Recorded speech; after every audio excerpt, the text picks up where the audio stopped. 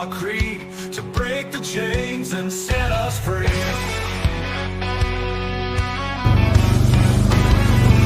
Riders on the prairie, wild and free, bows and arrows, cold 45's decree. No more tyranny, no more lies, under open skies we rise.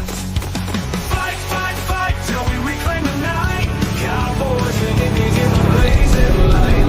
Fight, fight, fight till the dawn is near. We'll never live in fear.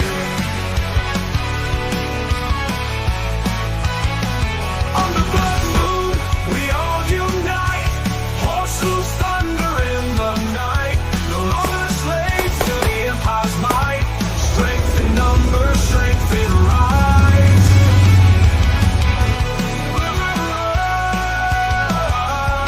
On the blood moon, we unite.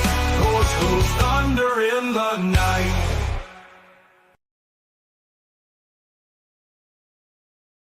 Welcome all to the 77th episode of the Cowboys and Indians podcast. I'm your host, the Native Patriot. Of course, with me today is my co-host, Steve. How you doing today, Steve? Man, I'm great. Great. Actually, I just got out of a space with January Sixers. They were giving away, they were auctioning off a plaque. America AF, that female that got arrested after J6, they came to her home and auctioned off a plaque, and the plaque went for $2,000. Sheesh. Yeah. That's not bad. I know. My goodness. So it's pretty awesome, man. But other than that, living life, living the dream. That's good to hear, man. MD James, thank you for showing up. And hey, we pretty much made it on time. We were a couple minutes late, but hey, we're doing all right. Yeah. Thank you guys for resharing. Please, if you can, reshare this stream. This is the way we grow. This is the way that we're going to make this podcast have a bigger impact. If you like what we say, or if you agree with what we say, or even if you don't, just go ahead and give it a share. And we'd appreciate it greatly. So God bless you guys for sharing. I really do appreciate it. Anti-Commie, thank you for joining tonight. We're going to talk a little bit about race relations because there has been a couple of big stories over the weekend that the legacy media decided to completely ignore. And the only reason that they reported on it was because MAGA, or anybody who's not in lockstep with the Democrats and the mainstream media, the communists, were discussing it and saying that it's horrific that this was allowed to happen. And I say allowed to happen, and it wasn't just a tragedy that randomly occurred. This was allowed to happen. Absolutely. Because of the anti-white sentiment over the past decade plus. Easy. And the way that mainstream media has been reporting on race relations of this country. Yeah. So, dude, absolutely. And it's just growing in fashion. And what we're seeing are the effects of what the mainstream media has done, and these politicians and even these DAs and judges that are letting these people off the hook with the low crime rate, or the high crime rate, but like low, justice system, any justice system. But imagine if it was a white person that was doing this. If a white person did it to a black guy, reverse the roles, what would happen right now? You just have to ask yourself that. And if you can't answer that, then you're so brainwashed and so just you don't even understand what is going on, or either you refuse to understand what is going on, you choose not to, or you know what's going on and you're allowing this to happen, which is far more nefarious. Natasha brings up a good point. She says, this is what happens when black people are systemically taught that white people are the cause of all of their problems. And, I've been posting a lot about black fatigue, right? That the buzzwords of the as of late. Right. And in all reality, this is the inevitable conclusion of the anti-white sentiment and rhetoric that we've been hearing about. There's no way around this. Of course, people are going to have black fatigue because, and in all reality, I'm even starting to feel it too. And I almost expect it because, you know why? Because they almost always live up to their stereotype.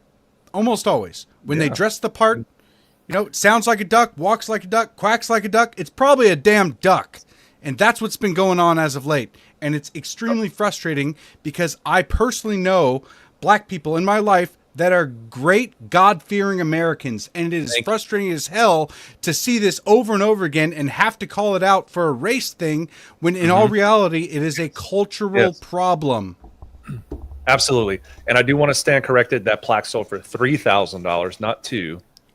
Champs. I don't know if he's in here right now, but if he comes in here, I'm going to put his name up on the bottom because he's awesome. But yeah, man. So I've been thinking about this a lot, right? And like, white people are being targeted, and black people are being led into a culture where it's okay to, or let me rephrase that. Criminal black people are led into a culture where they can hurt white people and receive no punishment for it. The real victim right now are good black people that don't buy into the BLM bullshit, that don't buy into victims of black fatigue, but they're actually good people and they don't buy into this narrative, and they're actually, you know, hardworking Americans and all of that stuff. And it's kind of blowing my mind right now that this is kind of still going on, but I don't even know where I'm getting at. I just feel for the good black people that are not buying in, or haven't bought into the BLM anti-white movement. They're like, this is BS. And there's a lot of black people that are on the sides with white people right now, and they don't conform to what this propaganda and this agenda that's being shoved down their throats. It's the current black culture that, and I say black culture because that's predominantly what it is, but in all reality, Native American reservations suffer from this same exact culture, from this gangster style culture. I mean, but there's plenty of white people who grow up in ghettos, and who adopt this gangster lifestyle, but predominantly it is championed by the black community, and they believe that it's okay to promote. They believe that it's okay to embody those values that are promoted in rap videos, and it's just that entire lifestyle is disgraceful, and it should have been condemned a long time ago. But for some reason, it's getting worse. It's ramping up. The violence, the rhetoric. You have politicians that are openly calling out to harm white people. It's just getting exponentially worse. And what is the solution, though? To bring fathers back into the homes, and I don't just mean any fathers. I mean fathers that are dedicated to raising their kids to be better Americans, to be God-fearing, patriotic Americans. I mean, that is literally the only way that we fix this, because I think it's over 70% of black children grow up in fatherless homes.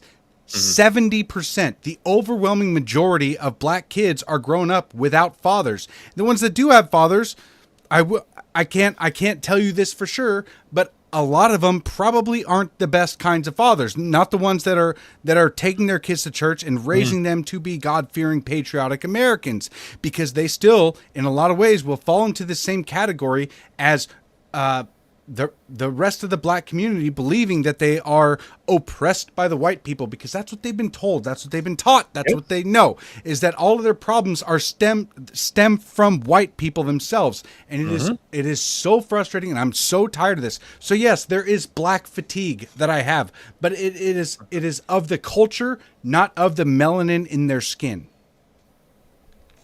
Yeah, absolutely, man. Hey, before we get into the stories that lead us into this intro, why don't we go to check out our sponsor super quick?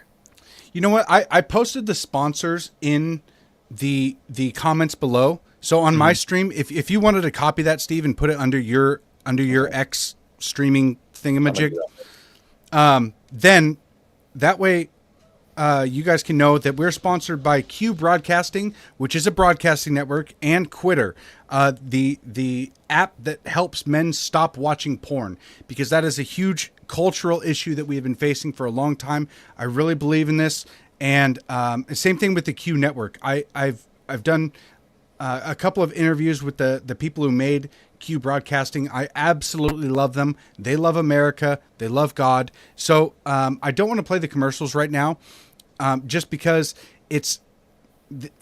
I need to figure out a way to make better commercials for them, because I know that you guys sit through them, but in all reality, the links are in the description. If you guys want to stop watching porn, please download the QUITTR app, or if you know someone, share it around.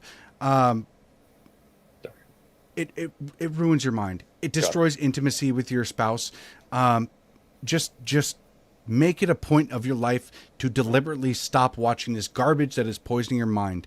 And if you want a better streaming service that isn't YouTube, what is it? YouTube TV, or I almost said Xbox. Oh my gosh, Xfinity, Hulu Live, and all of these other streaming services. Yeah. Start streaming with somebody who is less expensive, who has all the channels, and who actually loves this country. Okay, they're trying to make a difference. We actually have a channel on their network that you can watch us on your TV. So if you guys wanted to do that, get with a company that actually loves this country, then please download Q Broadcasting, check it out. Links are in the description. I appreciate you guys. Yeah, it isn't Netflix. That's very true. Or Disney, or any of these companies that do not care about you, and they're trying to ram propaganda down your throat on a daily basis. I mean, when's the last time you watched a TV show and it's almost like you watch a new series, right? And you get like really into the TV show, and then you're like, oh man, I'm pumped for the second and third season, and boom, there's a tranny, or there's a gay couple. always. It's like, why? It's so unnecessary, but they're trying to culturally condition people to accept it. So go to Q, and you don't have to worry about the LGBTQ. Something like that. Oh, dude. Yeah. No, I mean, in all reality, you guys, we only take on a couple of sponsors, and it's the ones that we truly believe in. So please, at least check it out. Just click on the link down below and start supporting companies that love this country and that want a better life for you and our children's future. That's the bottom line. Get some comments in from YouTube, bro. What's going on, guys? I know I put out a video talking about YouTube Live, and here we go. YouTube comment. Yeah. Hey, you know, it is what it is. Sally, thank you for joining. I appreciate it. And last chance before we get into the stories today, please share this podcast. Every share is really, really appreciated. We can't, we don't have the extra funds to pay for advertising, so we rely solely on you guys to share this podcast and in order to make us grow. So, absolutely. The first story. Look at this. Axios. This is how they address the story of the brutal murder of a Ukrainian refugee, a white Ukrainian woman who came over here, fled a war-torn country. The way that they address this is stabbing video fuels MAGA's crime message. This isn't about MAGA at all, okay? This is not about a random video on the internet. This is about a brutal murder that happened from a black man to a white woman. And the way that they address this isn't violent crime riddled area, or violent black man decides to brutally murder an innocent, unarmed, unaware white woman. No, they say stabbing video, as if this is just another viral video of a kid streaming. No, this is a video of a brutal murder that happened by a black man to a white woman, one of many. I mean, this is the exact issue that MAGA takes issue with, because it is not about the people. It is not about the safety of the people in these cities. No, they address this as MAGA's reaction to this. Well, I mean, this is Axios, which is a ragtag, outlet, whatever you want to call them anyhow. But, I mean, to understand the rhetoric, you have to observe these types of articles to understand what you're fighting up against, right? So imagine, do a role reversal. How would that headline read, Mo? White supremacist? White supremacist kills innocent scholar of medicine, and she's like Right. a first year nurse or something, whatever it would be. They would obviously paint it as the black one's the innocent, the white one's the super guilty, anti-American, evil, white supremacist. Rah, rah, rah. That's how they would paint it, and it's frustrating. Exactly. John Roberts, nail on the head. And it should not just be MAGA outraged. Every damn American should be. That's the truth, man. The propaganda machine is too big to take down, sadly. No, it's not. David took down Goliath. Mm-hmm. It's possible, but people have to be aware of what's going on. And the way that they use this rhetoric, it is exhausting. You will want to quit, but we can never stop. We can never stop trying to inspire people to see through this garbage, because you never know how far your ripple will spread. How when you make a wave, you don't know how far that's going to travel, or who that's going to influence, and what kind of a difference you're going to make. So if enough of us get our shit together, then it's possible that we can actually stop this. But you cannot be demoralized to the point that saying it's too big to take down, because there's nothing that we can't. There's no scenario where they win in the end. God always wins. We are on the side of God. We are on the side of righteousness. We are on the side of the good, of the truth. And it is important to stick to that and believe in your own power. They want to demoralize you. They want you to not believe in yourself. You can make a difference. And I can make a difference. This is why that we do this podcast. I just spent 10 hours changing tires, right? Mm-hmm. Yes. And now I'm out here because I'm very, very passionate about this. I'm very passionate about helping inspire people to not only see through this, but to better their own lives. And if I don't do this every single day, I may not reach one of you to inspire somebody else to do better in their own life, or to inspire somebody else in their own life. Maybe weeks or months or years down the road.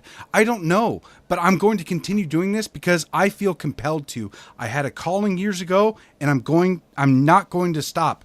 It is far too important for not only for my future, but for my wife's future and for my children's future.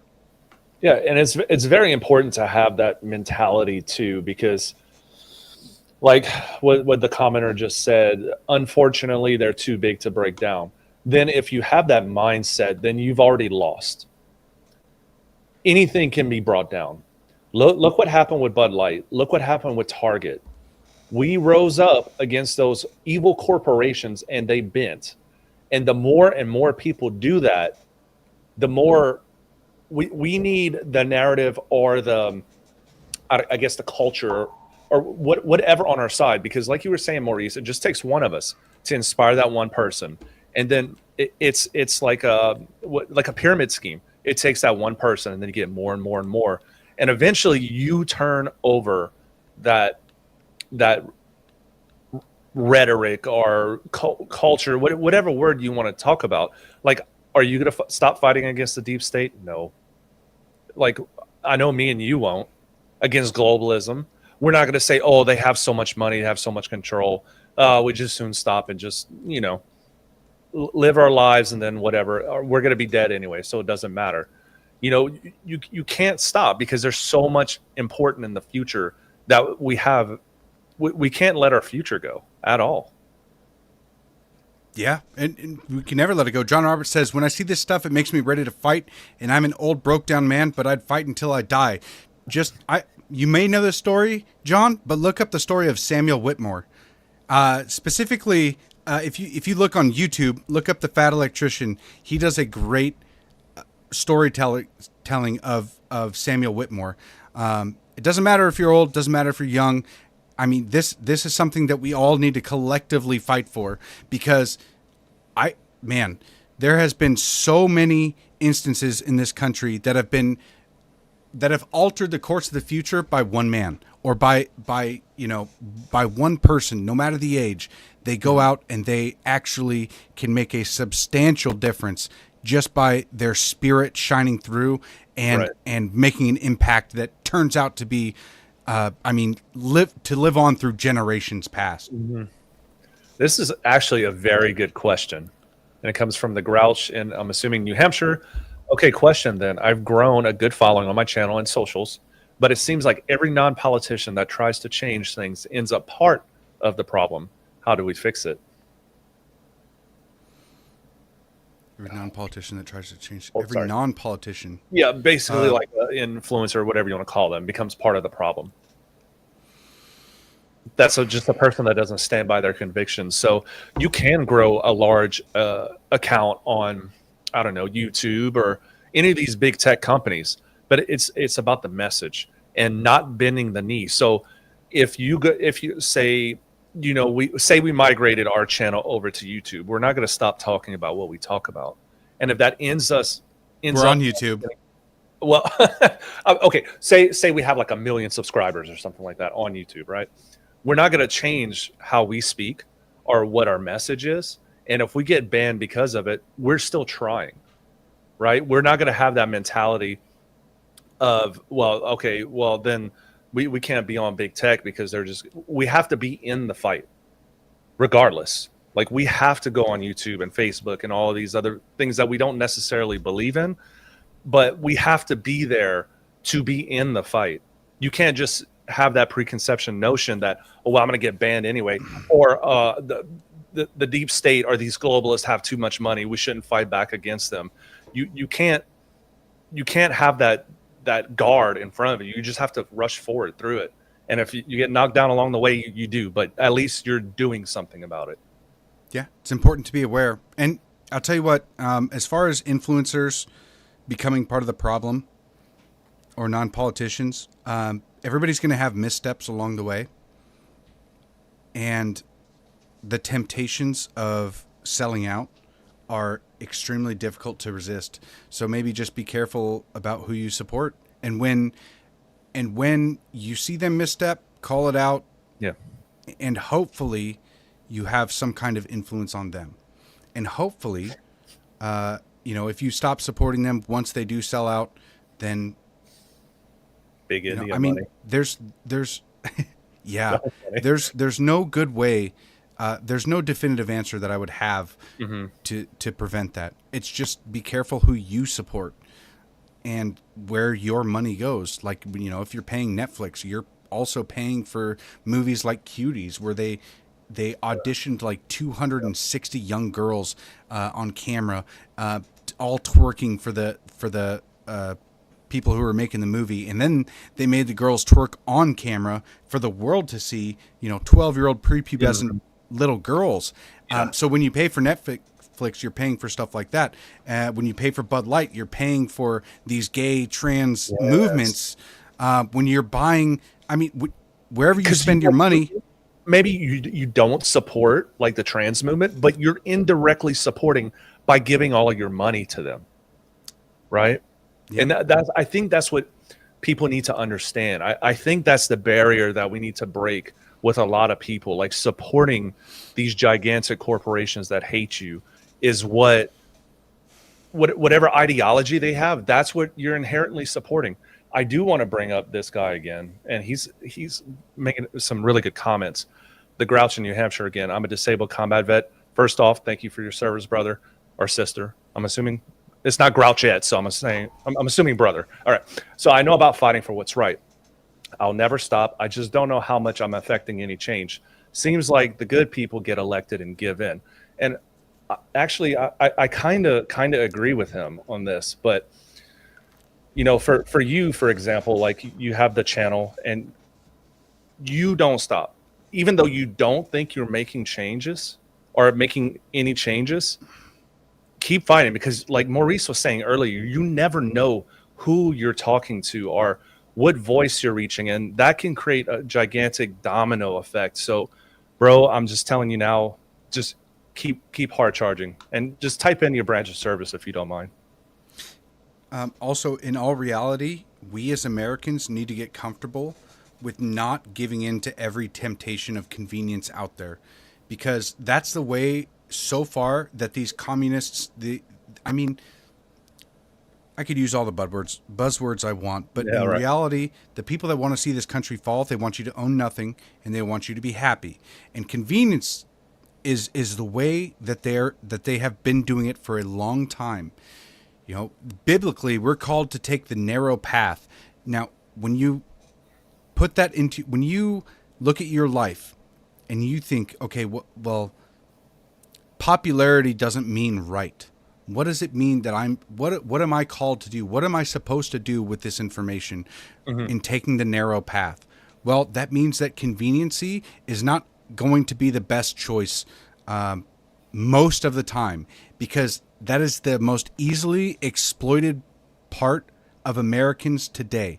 It is they sell like the Switch 2, right? The Switch 2 just came out recently, and they sell cartridges for physical games, but it is literally just a key in order to unlock the game online.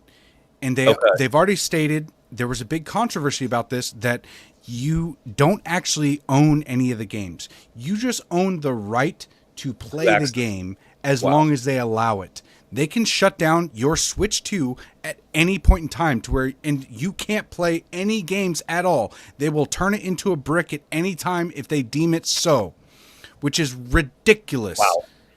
And still, it's sold out within hours. Okay? So what's the narrow path? What's the narrow path? What are you supposed to do? Don't buy it. Don't support it. Shun anybody who does. A lot of these companies are using convenience in order to sell it to the American people. And most people will buy it up. But I'll tell you what, it's not worth it. So Netflix... I've never even heard of that before. Literally, this is the first time I'm hearing this. That's crazy to me. I would never do that. Telling me I'm going to spend money just for a game that you control and I don't own? No. I don't do that. That would be that's almost like what leasing a car is. Sorta. Yes, exactly. You know what I mean? Exactly. It's no. I mean, I understand the point behind leasing, but at the end of the day, you never own anything. So, well, imagine if you leased the car, but you owned it. The actual physical car you own, but everything inside the car, starting it up, heated seats, power windows, everything there was controlled by them. So you physically owned the car itself, but any function of the car itself can be shut down at any time, because you just own the right to drive it, right? But they can shut you down at any point in time, no matter what. That's what the Switch 2 is. And it's stupid because a lot of people don't understand that they're setting their kids up by buying them the Switch 2. They are setting them up as it's becoming a normality in their lives, right? Just like how we were born with Social Security numbers. Americans weren't always born with Social Security numbers, by the way. True. But now we're given a number by the government. We just assume that it's normal. So the younger generation is growing up knowing that, okay, I get this console, but I own nothing on it. That's just normal. That's what life is. Yeah. And by you participating in that, you're teaching the younger generation to capitulate to it and actually. Definitely, man, that's good. Oh man, I'm sorry. That's still my mind is still blown from that. So it's heartbreaking, man. It really, really is. And you know what? This actually, I've been harping about this all weekend because it is one of those things that drives me personally. It drives me absolutely crazy, and especially the response to it. Okay, this is something, again, it shouldn't matter in the big scheme of things, but I see it as a microcosm of the issues in our society today. Okay. I mean, this perfectly exemplifies the exact reason why I started speaking out. I've gotten a lot of flack for this, and a lot of you guys out there didn't agree with me, which is fine, which is absolutely fine. It's this right here. It is the lack of masculinity. It is the Switch 2 buyers, the dads who just say happy wife, happy life, and they just continuously give in to everything in life. Toxic masculinity has not poisoned the well of society. It is the lack of masculinity that is toxic to society. The fact that he gave in immediately. I don't care that people say that he did the right thing in front of his son by not escalating the situation. Oh, dude, he didn't start the fight. Nope. I got flack too, because that first reaction, his look, first of all, what the hell was that? I don't care who it is, male, female, age doesn't matter to me. You come up to me and approach me and my son with that attitude, I'm going to tell you, Grabbing your shoulder, by the way. get the fuck away from me. 100%.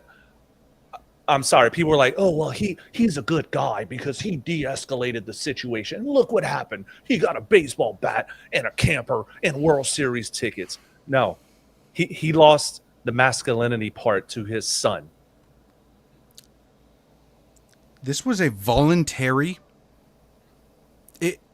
Him giving up that ball was voluntary. Karen here did not take the ball. Let me be very, very, very clear about this. Karen did not take the ball from the child.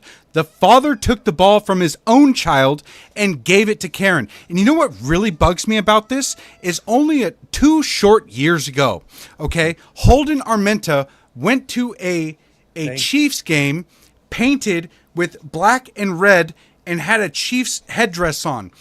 And because that involved race, nobody wanted to touch that.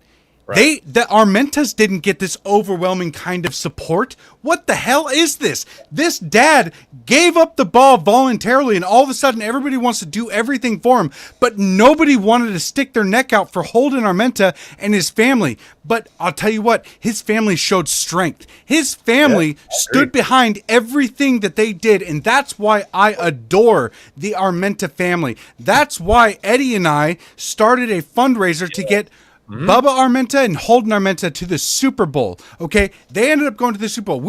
I didn't have a big following back then. We scraped by. We raised $11,000. We could barely get them to the Super Bowl, but I'll tell you what, we got them to the Super Bowl. And so we showed our support for the strength that they as a family showed for Holden Armenta. They never backed down. They never gave an inch. The woke mob came after them. They came after their work, and there was almost no support from any news outlets or Barstool Sports or anything like that. But since this all involves white people and the freaking dad gave in and gave her the ball, all of a sudden now they can come out virtue signaling that, oh, look, we corrected the record. Look, we helped him out. We gave him all this stuff for being weak cowards. It drives me crazy because Absolutely.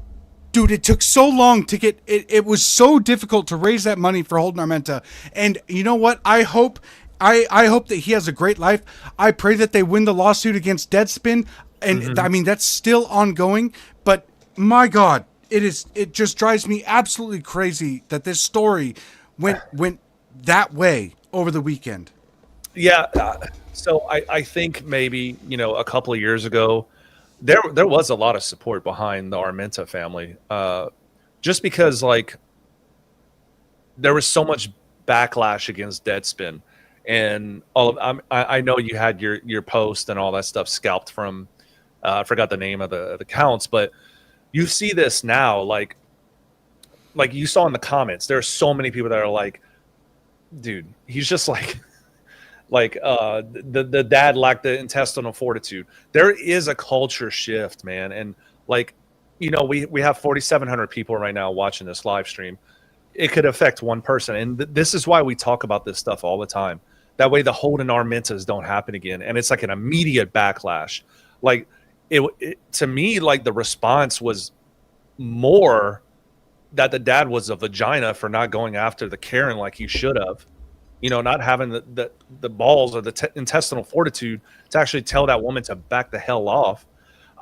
I do see this this shift, and we were talking about it earlier with the black fatigue and all of this stuff. There is a shift, but at some point it's going to come to a precipice, and I don't know what that is, because you have two opposing forces that are starting to increase. Right at the end of the day, something is going to happen, and there's going to be a gigantic clash somewhere. I don't know what it is, when it is. Something will happen, though. I see it. Well, I mean, you're not wrong. We're coming to a crescendo of some kind. Diesel says everyone is still terrified of cancel culture, don't you think?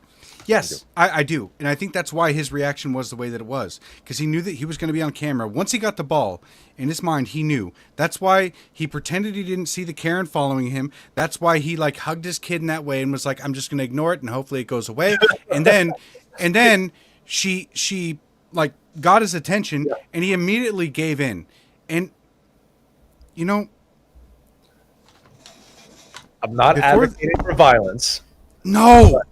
but he should have knife-handed that bitch in her fucking face and said, if you do not step the fuck away from me right now, I will make sure you get out of my way. Like, I'm sorry. Like, that dude, oh, God. Just watching that little shake that he does, man. How beta was that? It really, like, my wife can attest to this. I was fired up so much over this because back before the government lockdowns of COVID, I didn't have any social media. I had just upgraded to a smartphone a couple years before that. And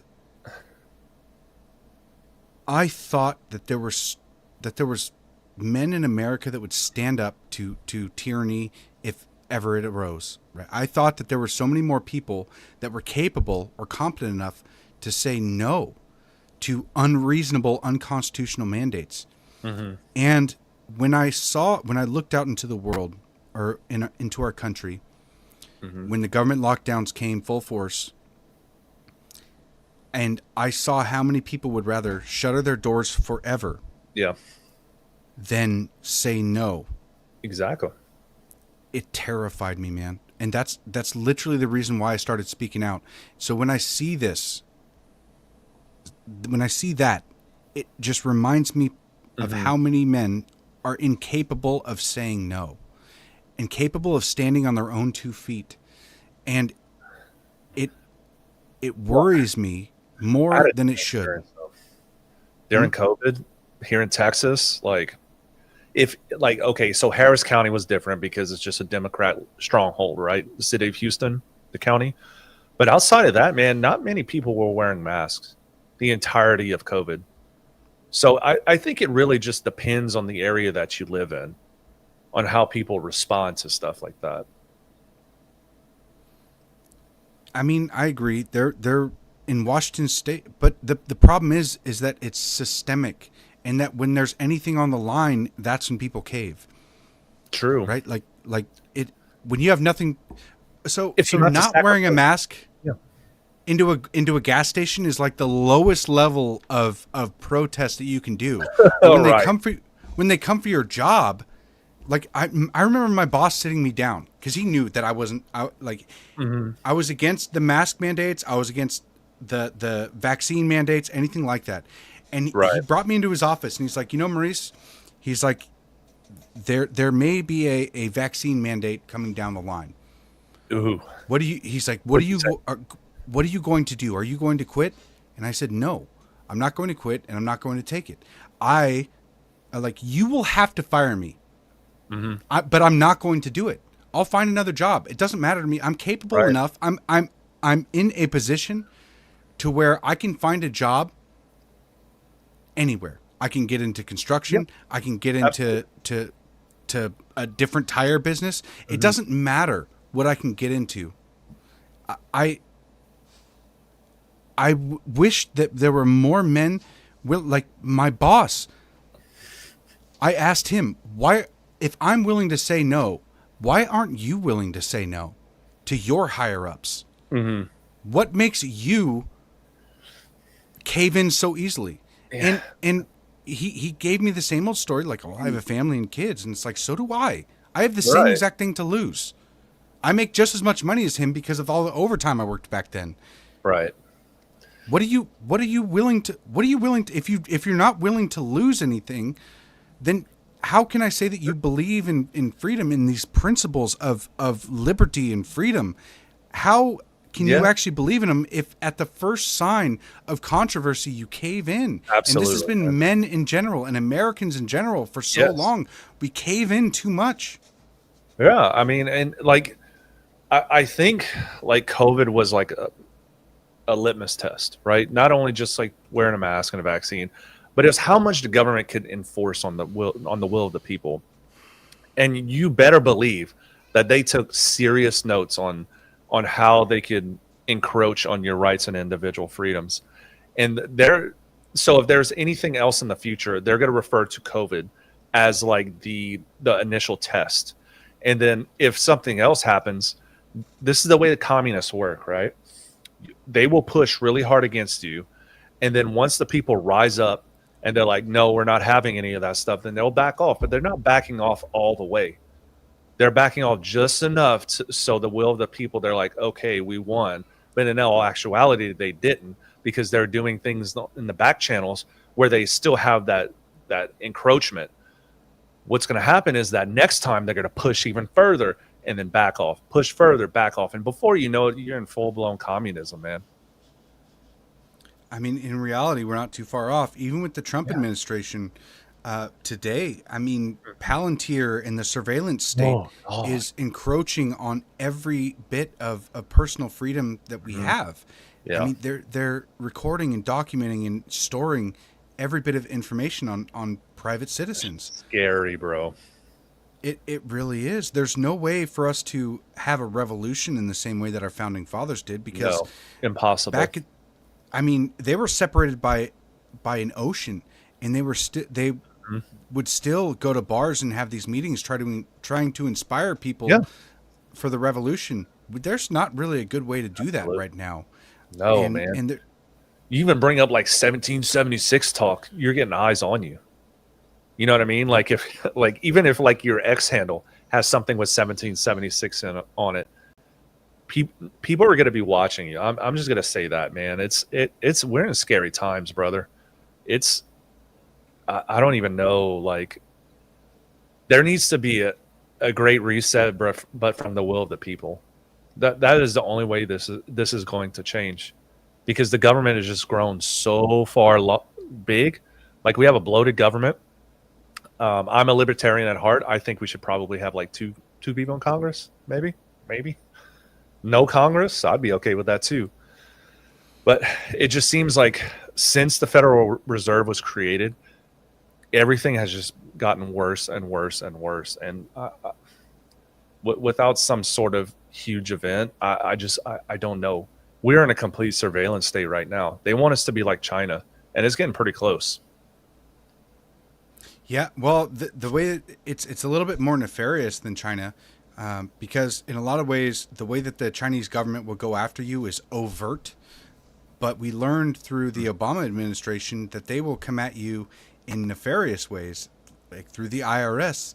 You start speaking out, all of a sudden you get audited. All of a sudden you get targeted. You wanted to protest by, missing your taxes for a year or two, or having passive income on the side that is only in cash. All of a sudden, the government, the IRS is targeting you and cracking down on every little transaction you had for the last couple of years.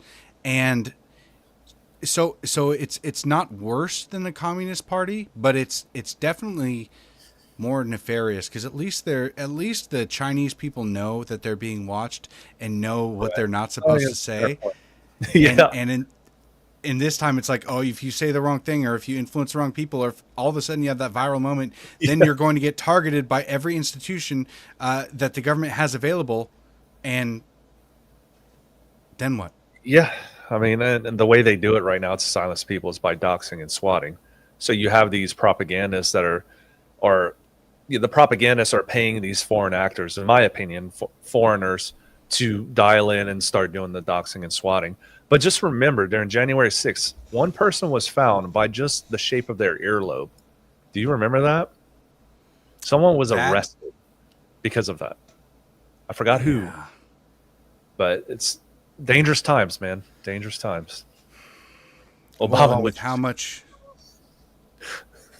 It's actually a fair point. If you're an American citizen overseas, Obama would just drone strike you. Yeah, that's the crazy thing about all these lefties coming out about that Venezuelan boat? Yes. That got blown up, and that Trump bragged about it. All the lefties come out there like, this is a war crime. They were just out there fishing. It's like, no, they weren't. Yeah. And also, Obama, I mean, he was bombing like restaurants and weddings. Mm-hmm. Where were you guys then? Yeah.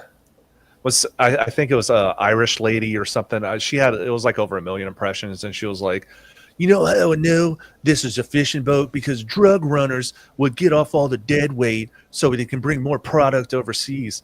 And I was just like, I think we probably should have dropped a nuclear bomb on it just to assert dominance. That's just me. They still haven't figured out who swatted you guys and the conservatives? Nope. No. And that, I mean, I don't think they care, in all reality. Why would they? They just don't care. It's at the bottom of the priority list.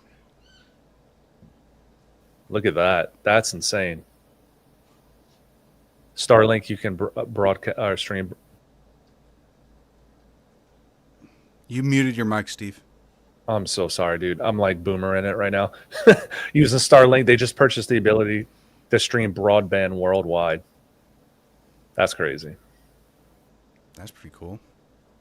Well, and this is going to change the narrative, because I fully believe that the people of each nation, albeit they have very different practices, are not.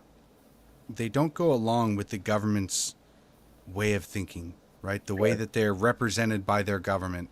Because, I mean, if we go off America, right, which is supposedly the most free and the most likely to represent the will of the people, they don't even come close to representing us. No. Even Trump. Trump. Yeah, I know. He's the closest so far, I would say. In my lifetime. Yeah.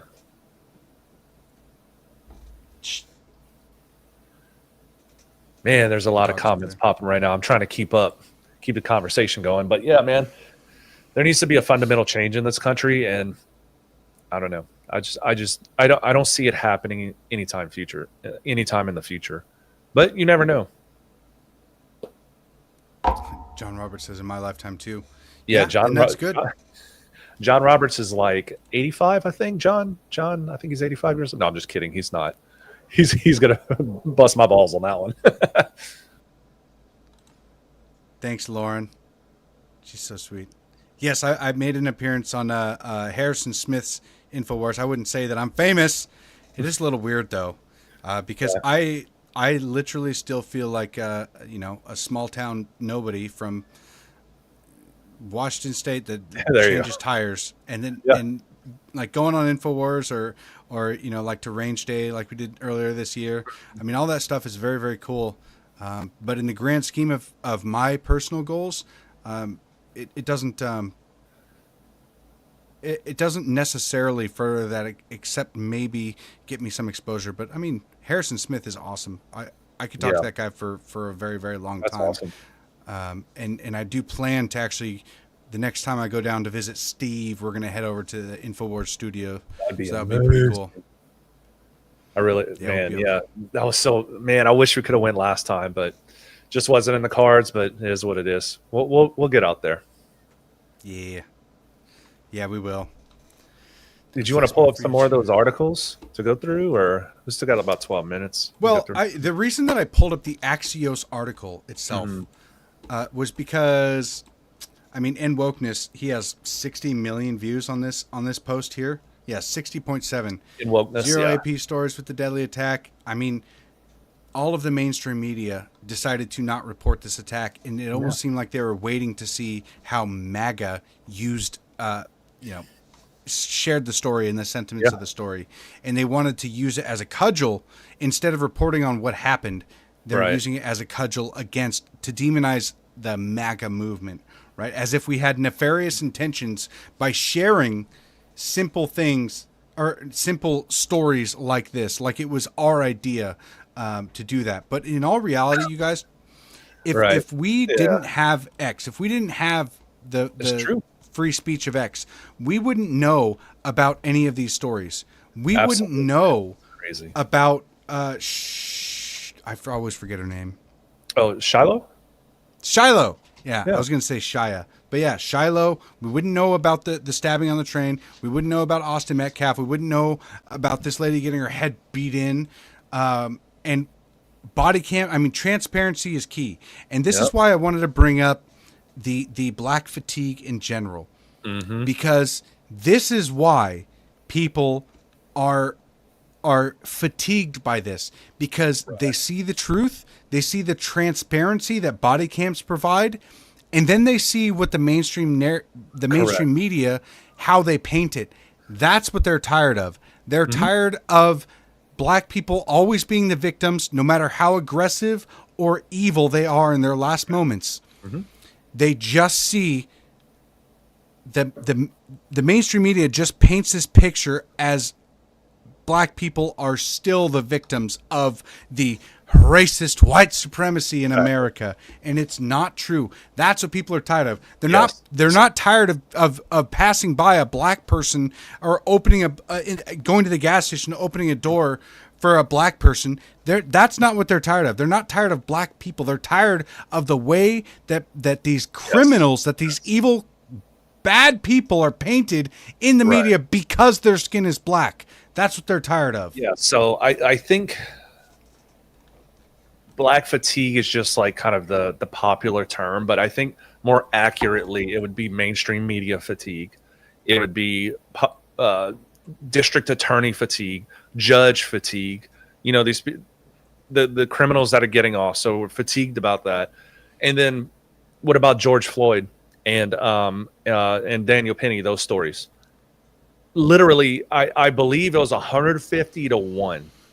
Like the coverage of Daniel Penny versus what just happened on the subway recently. I think it's a little bit more complex than that. But what people say when people say black fatigue, I think it's a little bit more kind of a catch-all statement. Like, I'm going to drink a Coke, but you're actually drinking Dr. Pepper. You know what I mean? Yes. Okay, we got some comments here. David Green says, the Indian is telling me white folk aren't the bad guy. I'm confused. I get that a lot. And I'll tell you what, I'm half white. So maybe that's why. I was raised outside of the reservation, and I don't buy into the narrative that Native Americans are part of this victim group that needs to receive reparations and all of this crap. I don't receive reparations from or payments from my tribe. Because I see that my tribal institution as just as corrupt as every other governmental institution. And it actually goes perfectly into this comment here. There will always be racist people, but the majority of racism was gone 20 years ago. People are people. I would say 30 years ago. But people are people. There's always going to be some that suck. I was born at a time where we shared equal rights as different races. Yes. Equal treatment was a still a goal of Americans to achieve, and it was getting a lot closer, but we all shared equal rights. And race wasn't nearly as much of a thing back in the 90s or the early 2000s. It wasn't. And now, since like 2012, when the mainstream media got onto all the social medias, they poisoned the well, and they ruined a lot of people. Yeah, and there's a lot of money to be made in racism too. Like, look out the Al Sharpton. Oh yes. Or the BLM. There's just so much money to be made in that. So they just seize the opportunities. So that they'll have one potential fentanyl overdose. You know who I'm talking about, and they'll use that. And like, how much money did BLM make? Billions. Billions. Yeah, just crazy. But what did they do with that money? Did they build up one neighborhood? Did they build a black school or any? No, they didn't.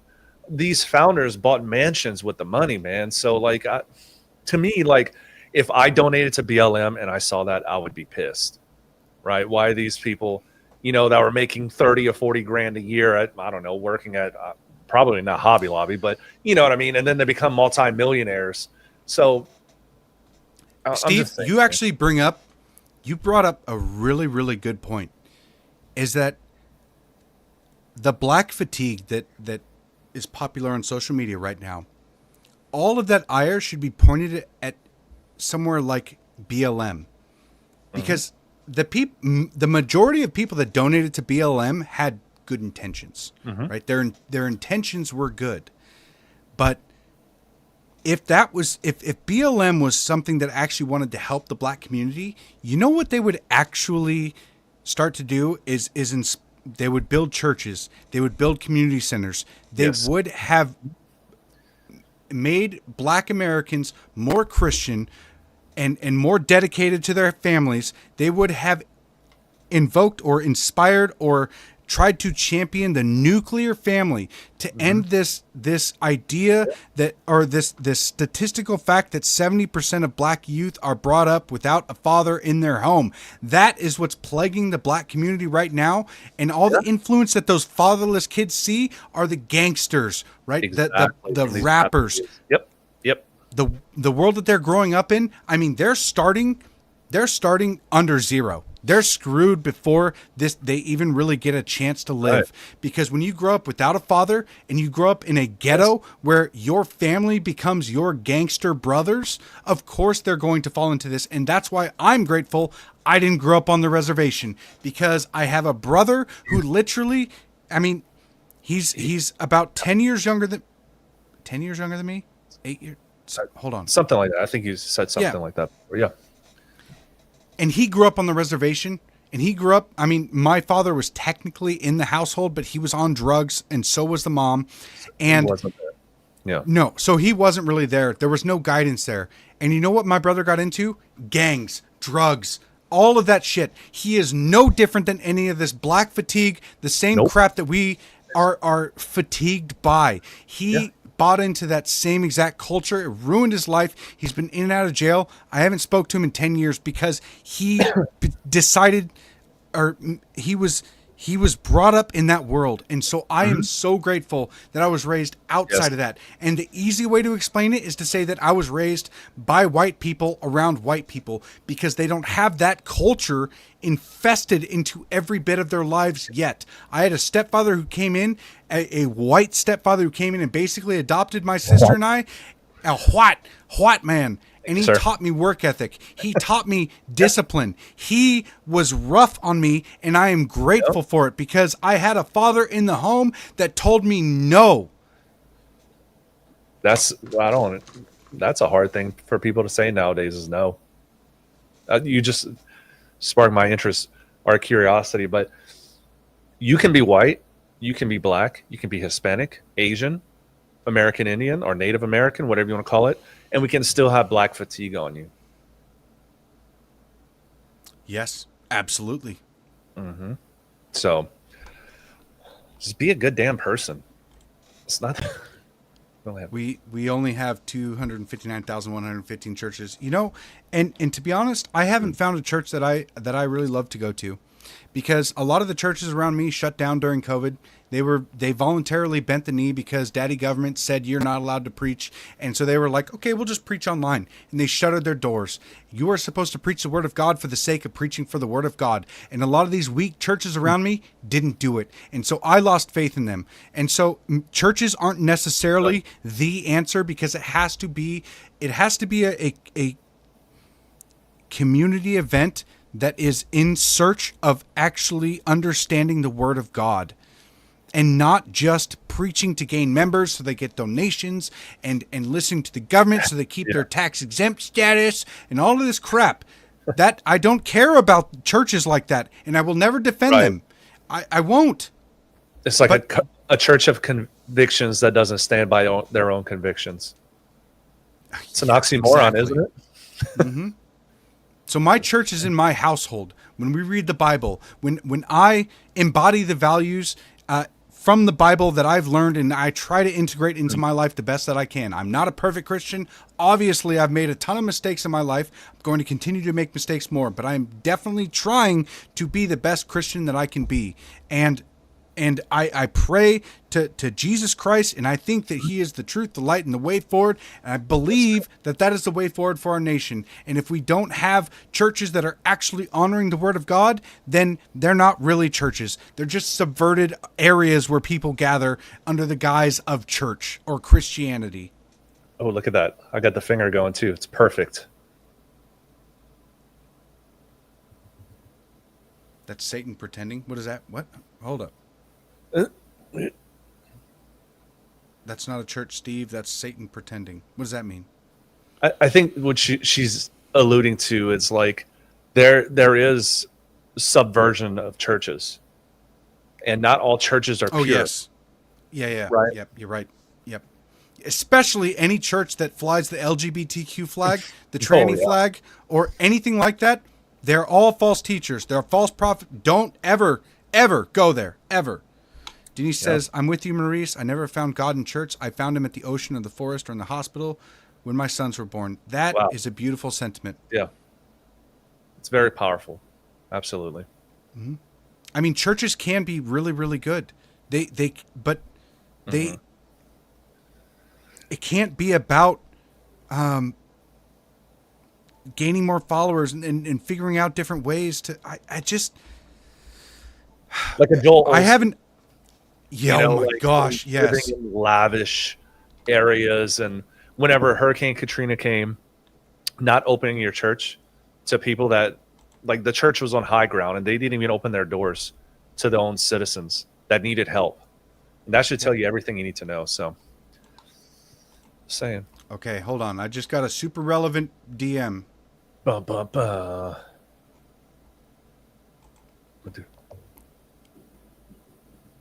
Is that a good drum roll? That's all I can do. But I'm not going to dance or sing karaoke to. We're just going to have dead air. Well, if I dance, then it's going to start raining, and I don't want that because the top is Good still off play of in my a truck. stereotype. Love it. And I'm white. I can't dance. So there we go. So Lauren at Rogue Lou 18, I met her in Idaho. Very awesome. She says, Boise First Congressional Church of Christ. But oh my gosh, what is this? Is it Boise so? Pride Festival. So this is full screen. Sorry. Okay, there. So all of these churches are donating to the Pride Festival. That's disgusting. Wow. I'm going to reshare this because that is that's nonsense. And this is September 7th. Yeah, this is the exact thing that I'm talking about. Church, just because somebody says they're a Christian or just because a church says they're a church doesn't mean that they are. And it doesn't mean that you should look up to them as if they are telling you the word of God, because there are deceivers. The devil knows the Bible better than most of the preachers on this earth. He's had a long time to study it, and he has a long time to subversively undermine a lot of these institutions. And churches nowadays, you can tell by the way that they're built. Churches aren't built to embody the beauty of the Word of God and to bring people in for that sake. No, they're thrown up really quickly, and they have these big stadiums so they can play a bunch of hip, relevant music to bring people in so they get more donations and more subscribers and all of this other crap. It is not about spreading the Word of God.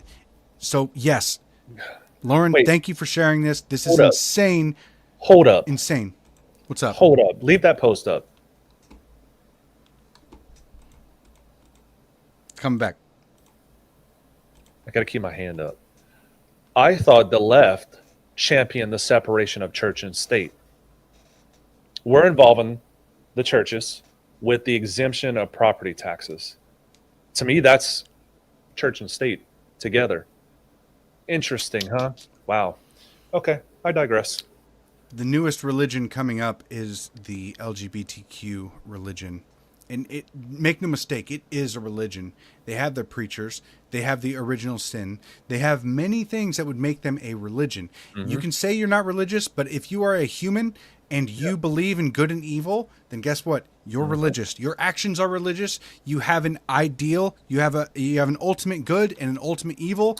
Yes, and some people have an unspecified ultimate good. The ultimate good for me as a Christian is Jesus Christ. The ultimate evil is Satan.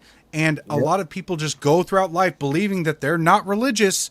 I'm not a religious person because I get all of my, what do you worship? What do you spend your time on? What do you idolize? All of these things are religious things. That's because the actions of humans are inherently religious. Some actions are better than others. Some actions are good, some are evil. Well, in order to get a guide on that, then understanding the truth in the Bible helps you place your actions on that good and evil scale. Are your actions closer to Satan or are your actions closer to Jesus Christ?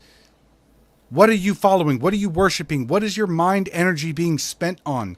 All of these things are inherently religious. That's just what we are. Absolutely. And And you don't get to escape it just by saying that you're not religious. Yes, you are. You just don't know what God you're worshiping. You don't know what demon has subverted your goodwill. They say the pathway to hell is paved with good intentions, right? So your intentions may be good, but if you are subverted by evil, then your good intentions are going to lead you to hell. Yeah. Sorry, my Starlink is acting up right now, bro. It's all right. Probably because I started talking about Starlink. Now the 17G or whatever is like going off. Yep, all different levels of faith and beliefs, but I feel there's ultimately only two sides you must choose to live along. Yeah, and they have to be deliberate. He actually said that really well. Zane, good point. And I like the way that you said there are only two sides you must choose. Because a lot of people believe that they can just be fence sitters. Yep. Revelation 3:15, it says that if you are neither hot nor cold, then God will spit you out of his mouth. If you choose to be a fence sitter, if you choose to believe that you're an atheist or that you're not religious and that you don't actually have to pick sides, you don't have to take part in good or evil, you do. And it has to be intentional. It's called free will. And God commands you to choose. And if you choose not to, then burn in the lake of fire. That's all I can say. Yeah, and then that should terrify everybody. I think that's a good way to end the stream, my friend. I would say so. I would say so, brother. Thank you guys all for tuning in. We'll be back on Wednesday, 6 p.m. Pacific Standard Time, 8 p.m. Texas Freedom Time. America time. America time. Yeah. Thank you guys for tuning in. Thank you for sharing the podcast. I really appreciate it. Nice. If you guys want a particular topic to be talked about, you can post it in the community under each of our profiles on X. You can look. There is a Cowboys and Indians community. Post it in there, and we can discuss relevant topics or whatever you guys want. So just go ahead and hit us up via DMs or in the community. Absolutely. God bless you all. God bless America. We'll see you guys on Wednesday. Peace.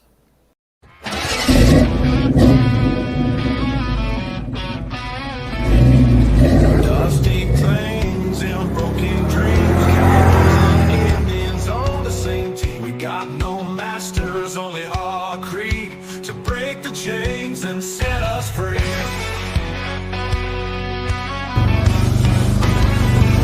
Riders on the prairie, wild and free. Bows and arrows, cold 45's decree. No more tyranny, no more lies. Under open skies we rise.